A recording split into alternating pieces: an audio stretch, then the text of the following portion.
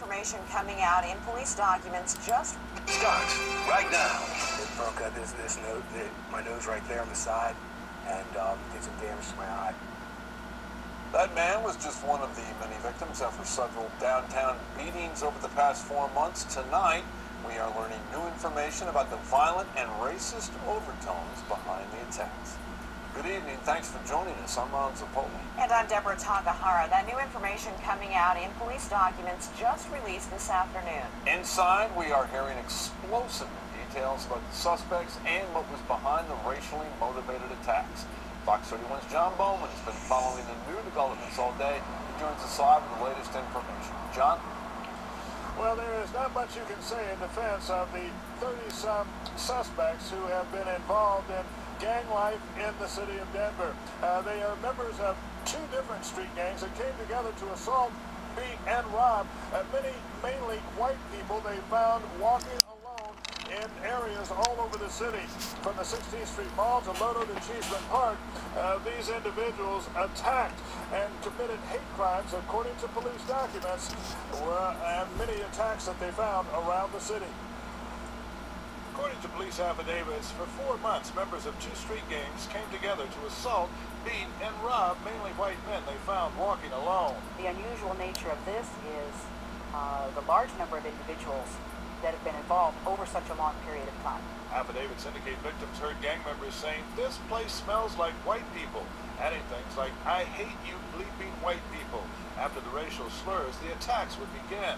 Victims suffered serious injuries. Some were even hospitalized. It broke out my nose right there on the side, and did some damage to my eye. Paperwork indicating they targeted white folk, adding that's all they'll go after.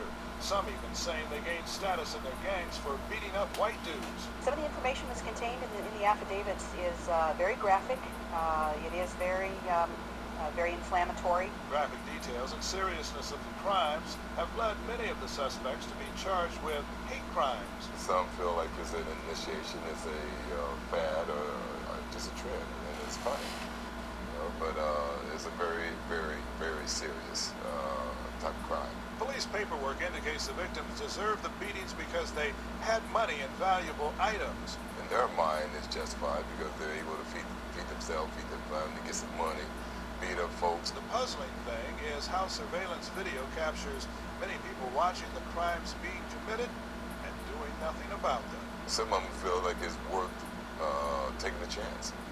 Because again, if I get away, then I'll eat or I'll have some money in my pocket. If I don't, for some, they said the worst thing that happen is I go back to jail. A very telling insight from Reverend Leon Kelly, who deals with gang members and has been doing so for more than 25 years in the city.